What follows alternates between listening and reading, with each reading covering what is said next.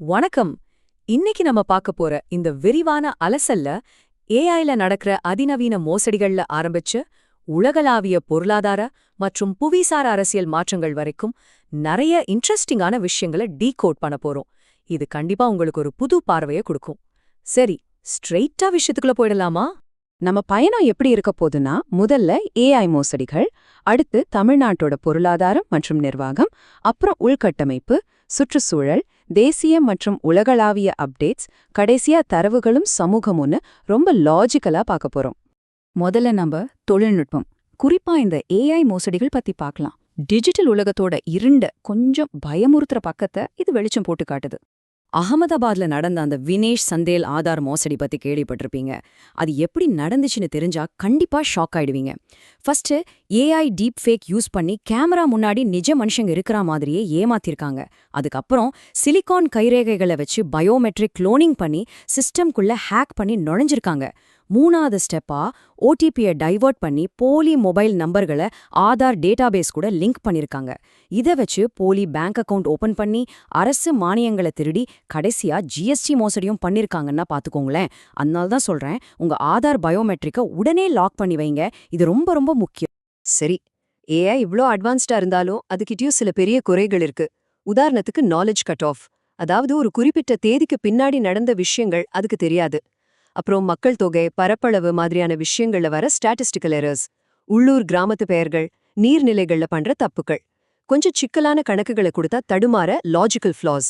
இது எல்லாத்த விட ரொம்ப ஆபத்தானது ஹாலுசினேஷன், அதாவது சுத்தமா இல்லாத ஒரு விஷயத்த ஏதோ நிஜமாவே நடந்த மாதிரி ரொம்ப கான்ஃபிடென்ட்டா போய் சொல்றது.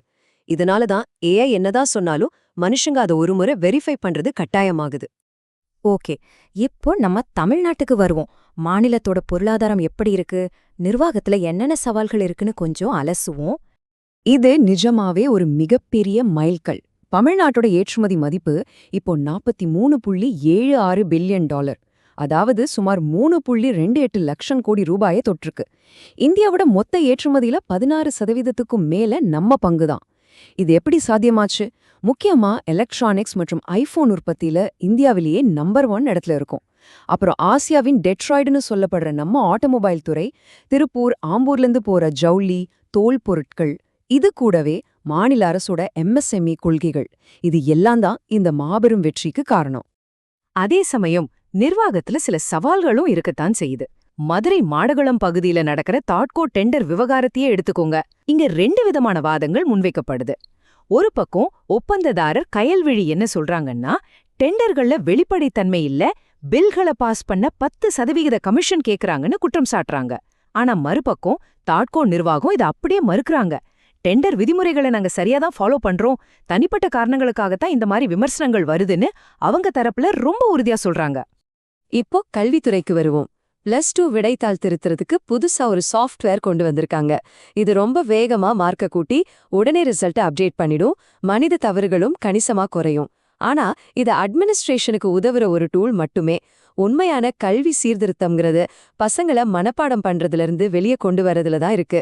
அவங்கள சிந்திக்க வைக்கிற கிரியேட்டிவ் கொஸ்டின்ஸ், கேஸ் ஸ்டடீஸ் மாதிரியான விஷயங்கள் மூலமா தான் கல்வியில ஒரு நிஜமான மாற்றத்தை கொண்டு வர முடியும், இல்லையா? அடுத்து நம்ம பார்க்க போறது உள்கட்டமைப்பு மற்றும் சுற்றுச்சூழல் பத்தி. பிரம்மாண்டமான கட்டுமான திட்டங்களுக்கும் இயற்கையை பாதுகாக்கிறதுக்கும் நடுவுல நடக்கிற போராட்டங்களை இங்க பார்க்கலாம். ஒரு பிரம்மாண்டமான இன்ஜினியரிங் சாதனைக்கும் சமூக யதார்த்தத்துக்கும் உள்ள வித்தியாசத்தை இங்க புரிஞ்சுக்கலாம். காஷ்மீர்ல சுமார் 1486 கோடி ரூபாய் செலவுல 359 மீட்டர் உயரத்துல கட்டப்பட்ட சனாப் ரயில் பாலம் ஒரு மாபெரும் சாதனை தான். நிலநடுக்கம், மணிக்கு 266 கிலோமீட்டர் வேகத்துல வீசுற காத்துன்னு எதையும் இது தாங்கி நிற்கும். ஆனா சமூக யதார்த்தம் என்னன்னா, ஒரு பாலம் கட்டியாச்சுங்கிறதுக்காக மட்டுமே அங்க மாற்றம் வந்துராது. உள்ளூர் மக்களுக்கான வேலைவாய்ப்புகள் உருவாகி அவங்க வாழ்க்கை தரம் படிப்படியா மாறும்போதுதான் நிஜமான சிந்தனை மாற்றம் நடக்கும். உள்கட்டமைப்புங்கிறது ஒரு தொடக்கம் மட்டுமே. இந்த அரசியல் விவாதத்தை கொஞ்சம் கவனிங்க. கிரேட் நிக்கோபார் தீவுல சுமார் 72,000 கோடி ரூபாய் மதிப்புல ஒரு மெகா திட்டம் வருது. ராகுல் காந்தி உள்ளிட்ட சுற்றுச்சூழல் ஆர்வலர்கள் இதை எதிர்ப்பதற்கு முக்கிய காரணம், இது 130 சதுர கிலோமீட்டர் காடுகளை அழிக்கும், அந்த வாழ்ற ஷோம்பென் பழங்குடியின மக்களை பாதிக்கும்னு சொல்றாங்க. ஆனா மத்திய அரசோட வாதம் வேற. இந்திய பெருங்கடல்ல சீனாவோட ஆதிக்கத்தை கட்டுப்படுத்த இந்த புத்திசார் துறைமுகம் ரொம்ப ரொம்ப அவசியம். இதை எதிர்ப்பது தேச பாதுகாப்பிற்கு எதிரானதுன்னு அவங்க வாதிடுறாங்க. இரு தரப்பிலுமே ஸ்ட்ராங்கான பாயிண்ட்ஸ் இருக்கு. அதேபோல இந்த ராம்சார் சதுப்புநிலை எல்லைகளை மாற்றி அமைக்கிறதுங்கிறது சாதாரண விஷயம் கிடையாது. ரொம்ப பெரிய சட்ட சிக்கல் அது. ஏன்னா ராம்சாருங்கிறது சுற்றுச்சூழலை பாதுகாக்கிற ஒரு சர்வதேச ஒப்பந்தமே தவிர எல்லைகளை நிர்ணயிக்கிற அதிகாரம் அதுக்கு கிடையாது. அது அந்தந்த நாட்டோட இறையாண்மை சம்பந்தப்பட்ட விஷயம். இன்னைக்கு பள்ளிக்கரணை, பிச்சாவரம் மாதிரியான இடங்கள்ல பழைய வருவாய்த்துறை மேப்புக்கும் இப்போதைய சேட்டலைட் டேட்டாவுக்கும் நிறைய வித்தியாசம் இருக்கு. இதுதான் நில ஆக்கிரமிப்பு, வெள்ள அபாயம்னு பெரிய சட்ட போராட்டங்களுக்கே காரணமா அமையுது. சரி, இப்போ நம்ம தேசிய மற்றும் உலகளாவிய அப்டேட்ஸ்க்கு வருவோம். பொருளாதார அடித்தளம், பாதுகாப்பு, கல்வின்னு பெரிய லெவல்ல என்ன நடக்குதுன்னு பார்க்கலாம். 0.64%. இந்த நம்பரை நல்லா நோட் பண்ணிக்கோங்க.